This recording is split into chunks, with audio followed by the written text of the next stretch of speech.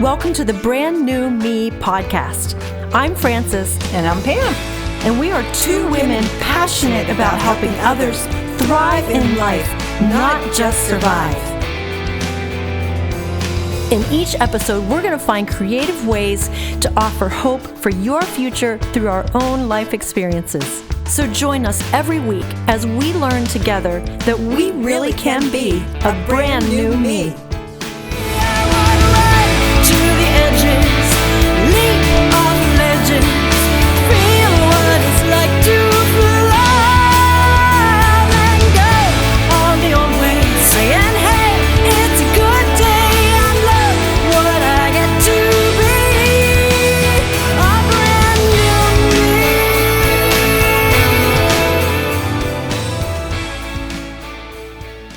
Welcome to 2018, and this is episode 27 of the Brand New Me podcast, and we are glad you're listening today. Now, when you think of the new year, we always think of a New Year's resolution. And so I had to give that some thought, and of course, as I was shoving lots of sugar in my face the last week of the month, I realized, okay, my New Year's resolution, for starters, is I'm going to lose 5 pounds. So will I do it? I hope so. I'm believing. But how about you, Frances? Do you make New Year's resolutions? I used to make New Year's resolutions, and then I decided to change my thinking. Do you want to know what it is, or do you want me to just say yes or no? I want to know what it is. I call it New Year's evaluations, is what I do. I've learned in the last decade that I do better if I just try to make complete lifestyle changes, and I've been trying to do that the last decade. And so what I normally do is New Year's is just do evaluations and say, how am I doing at all the things, the exercise, the eating better, my spiritual life, all 3 dimensions of me, my spirit, soul, and body. How am I doing in all those areas? Well, that's good, because we do need to think, what can I do better this year? How can I be better this year? If we want to serve God, He's going to move us upward. So in order to go upward, we have to go forward. And so I say to God, okay, God, I want a new and exciting year this year. Speak into my heart. Show me what I need to do. And then it all starts with yourself. It does start a lot physically, and mainly because we're women, maybe. Well, maybe it's just for me. But when I feel good physically, I'm so much better spiritually and emotionally. The 3 are all one. And as I read my devotions, I think, okay, God, really put this into my spirit. If you put this into my spirit, maybe my body and my soul will grasp a hold of it. And that's kind of how I approach it. I don't make a certain resolution other than that 5 pounds. I'm definitely going to do that, because there's always that fear that you won't be able to do it. And then we don't want to live in fear. And so if we make our expectations on us too high, we can end up plummeting. And that's something you don't want to do.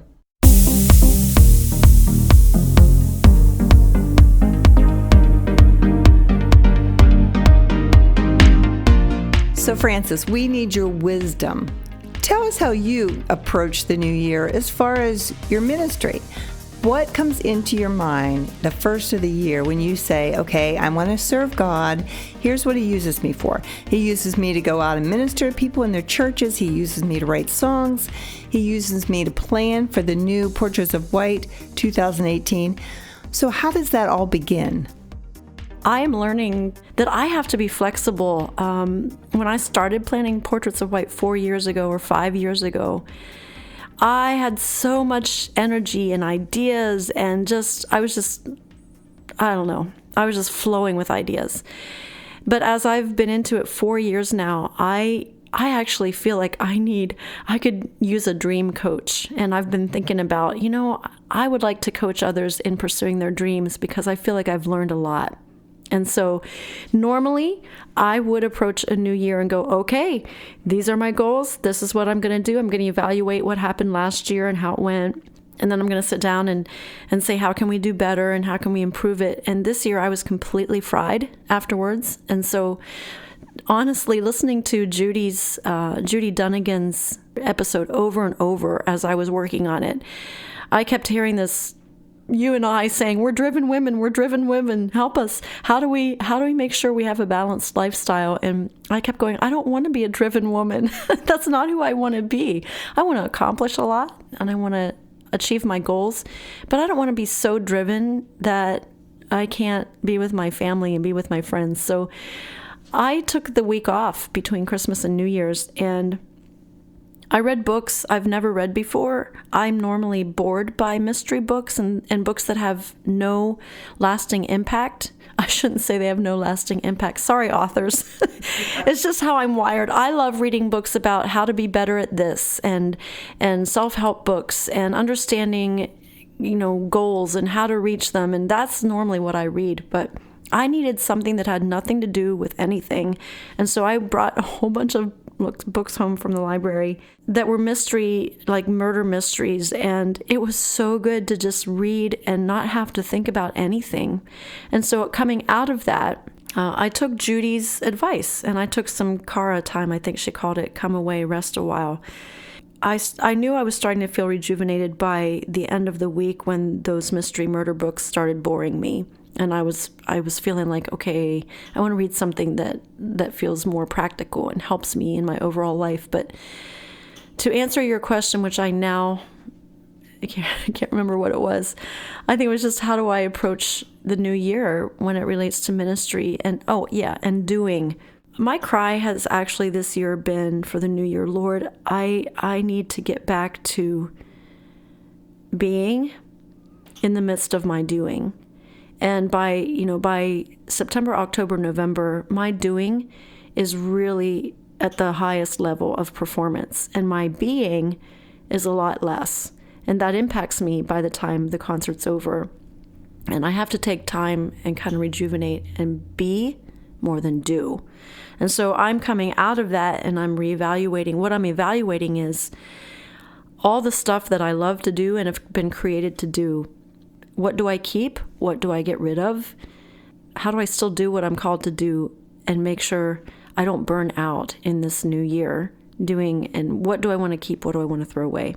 So I was walking this morning and I was reflecting about what we might be talking about today. And I thought, I think I've learned in this past year, after 5 years of really pursuing a dream big time,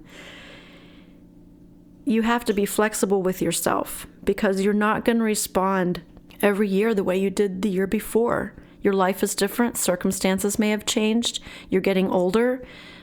Your body is changing, at least mine is. I need more exercise. I gain weight more quickly, more easily than I used to. And so I'm going, you know what? I need to be gentle toward myself. And yes, I'm a driven person, but this year I want to be careful in how I approach my drivenness. That I keep my goals and I keep my focus, but I also remember that I'm fragile and I need to be flexible with myself and understand that I may need to approach things differently this year than I did last year. What do you think? I think that's great. I love the me and not the do, because I go through the be and not to do, because I do go through the same thing. And you can get so busy doing God's work that you forget the God that made you and asked you to do this work or called you. And I was pondering on this too, considering the new year coming. And I have a couple events coming up and I'm very excited about. And I have planning meetings, with my Dash girls. And I'm saying, okay, God, what is it you want us to do? I don't want to sit around and plan something unrealistic or plan something that God doesn't want us to do. And I think sometimes we can get in that mode because we are doers. And so I seriously say, God, you open our hearts and minds. You open those doors. And you give us the call that's in our spirit and in our heart, like a fluttering. And like it's a know that you know. Because I don't want to do anything this year that I don't know that I know. Do you know what I'm saying? I want to do the things that He wants me to do. And like you, as I get older, as your life shortens, and not that my life is getting shorter, I mean, it is, but I want to make every part of my life worthwhile. Because, if I was in my 20s or 30s and starting out in the ministry like I did back in the day, you feel like you have this whole lifetime. And then when you get in your 60s, you're like, okay, I hope I have 20-some years. I hope I have 20-some years to serve my God. But you don't know that. But I want to make those years worthwhile. I don't want to sit and rock on a rocker. I don't want to sit, as I do say, on my couch, although I love my couch. I don't want to do that. I'm not ready to do that. But I do need to rest in Him and say, okay, God, you open the doors that need to be open and shut the doors that need to be shut. And not just that, but help me to accept it. Because there may be things that I think I'm going to do that is not in God's plan. And so I really need to focus on putting my mind towards Him. Because I keep saying this, if I can't sleep or something, I reiterate, He will put you in perfect peace whose mind is stayed on thee. If you put your mind on Him, He will put you in perfect peace. And I think peace is the true goal. At least it is for me for this year, because I need peace. I lost my mom last year. I lost my brother this year. And I need a year of peace. And I'm just believing that year of peace is coming in 2018. And how about you? What's your big expectation for 2018? I know you told us a little bit, but what is one thing that you would say, oh, this is what I need for this year?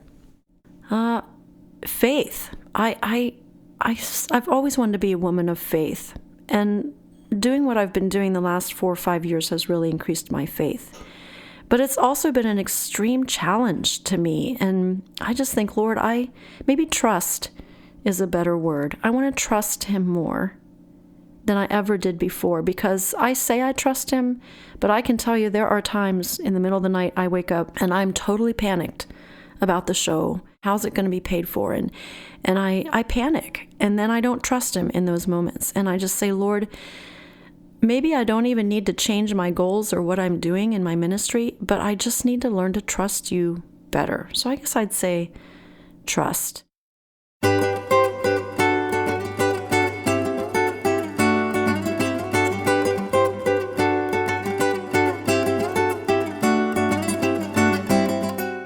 So we'd like to hear from you.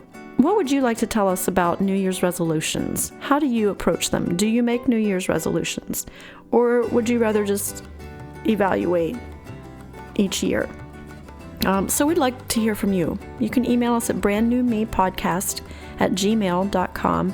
That's brandnewmepodcast@gmail.com. And I think I'll close with this. I was reading a book this week. We're actually considering the author for a podcast interview, so I'm reading his book, and there is one line in there that he wrote that really struck me. It's kind of like what I needed for the new year. It said, we usually ask for long-term bread, when the Lord's Prayer encourages us to ask for our daily bread. And that really struck me, that I get out of peace, I lose peace and trust, because I want to know that I have long-term bread, that I'm going to be taken care of for the long term, when really all we have is today. So all we need to get through is today. All we need bread for is today. And I guess I'd close with that. Anything you want to say in closing? All right, she's shaking her head no. All right, thanks for joining us today. And again, we would love to hear from you. How do you feel about the new year? How can we pray for you? How can we help you this year as we're planning podcast interviews? We'd love to hear from you. So once again, Happy New Year, and we'll be back next week.